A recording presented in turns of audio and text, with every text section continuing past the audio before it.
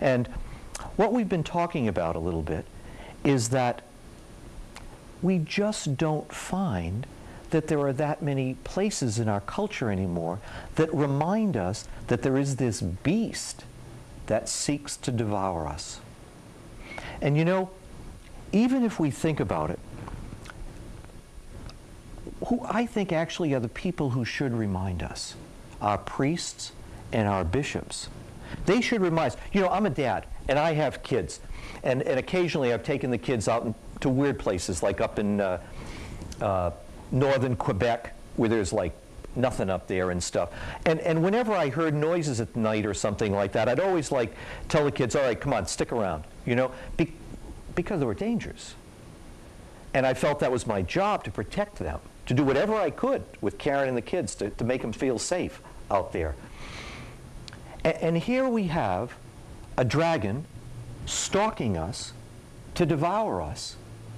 And actually, many times, our bishops and priests don't remind us of this. You think that's not true? When was the last time you heard a homily? When was the last time that you had a bishop speak to you about the devil or Lucifer? Can you remember that?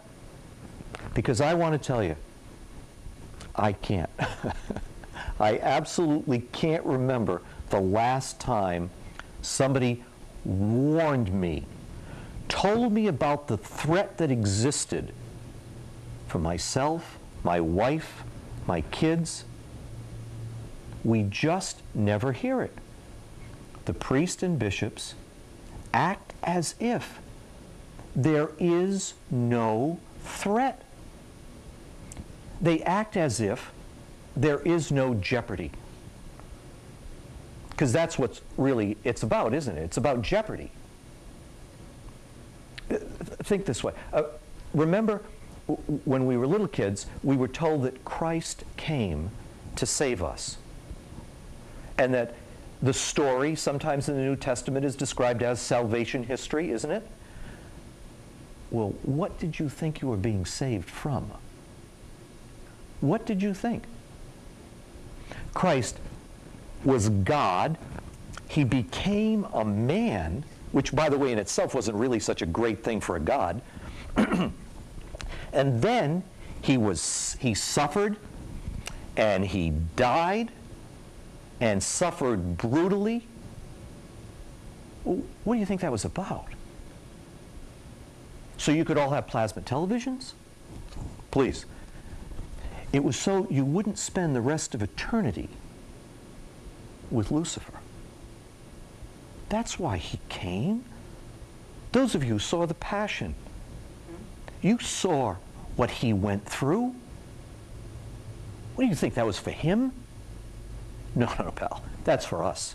Why? Only one reason. So that the beast that was walking around there would not be able to devour us. That we would have a shot at spending eternity in the bosom of his Father rather than writhing with the devils.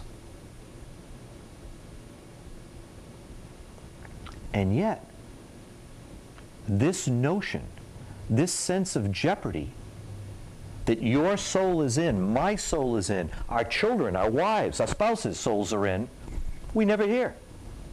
We never hear. Matter of fact, you know what most people think Jeopardy is? It's a weird television show where actually you have to give the questions rather than the answers. That's what people think Jeopardy's about.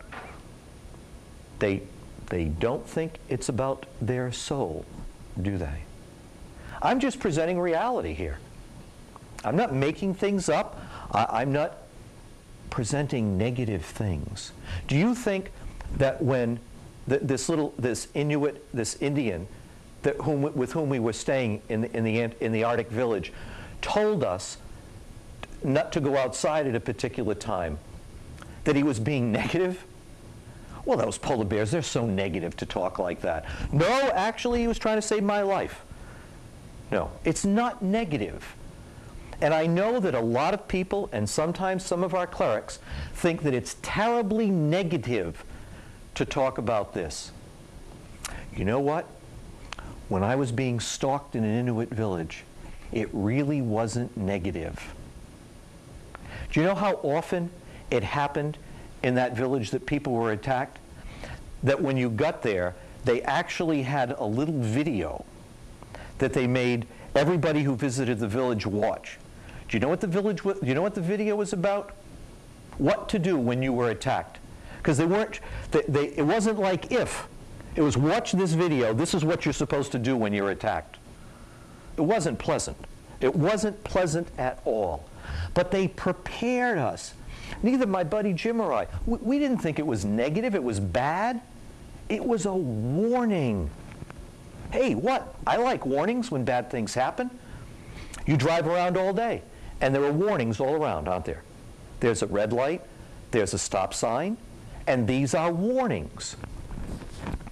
You know, here's one way to think about another warning in your life.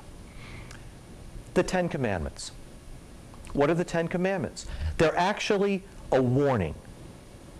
It says, if you abide by these things, you'll be okay. Abide by these things, you'll be all right. You'll have some peace, you'll have some happiness here on earth, but better than that, you're going to join God, the Creator, your Creator, later. So they're warnings. We see warnings all around us where there are dangers. Every single one of us, when we were growing up, got the railroad train danger. Unfortunately, it didn't work well for me, because I thought one of the best places to play was on the railroad trestle. I used to love that. I don't know why, but it was really great. But I always got the warning. Madeline, my mom, would tell me, you know, don't play on the trestle. Yes, Mom. Okay, sure. Why? Oh, you know, it's dangerous. You're going to fall. There's water below. I understand all that, but you know what? I still played on the trestle. This is a bad thing. But anyway, regardless of that. The fact of the matter is, when we were growing up, and all of you all do the same thing for your children, don't you? You absolutely warn them of dangers in their lives. And actually about little things. Oh, be careful, you're going to trip and fall. Right? We tell our kids that. Don't eat that. That's not good for you. You get a stomach ache if you eat too much candy. We have a whole series of warnings. Except the most devastating thing that could happen to our children, we almost never warn them about. We never warn them about the great jeopardy their soul is in. That this beast is lurking out there.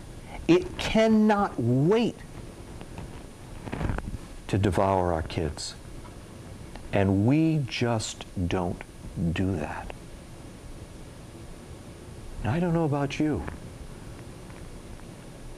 but I don't want to die and go to heaven and face God, and He says, how'd you do with the kids? And I said, you know, I didn't tell them about the threat. I didn't actually convince them it was real. You want to do that? You want to face God and have Him ask you that question? And you say, well, you know, I thought it was negative to bring it up. You know, it's very negative. I thought it was kind of like a negative thing to bring up.